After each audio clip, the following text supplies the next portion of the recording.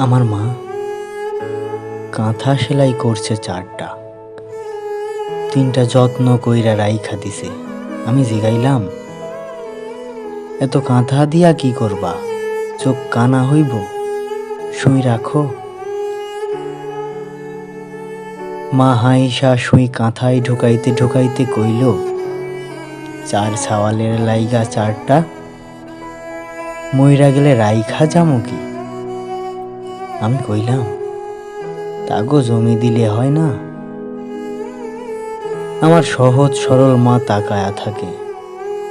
আজকে মা নাই, মায়ের হাতের কাঁথা আছে।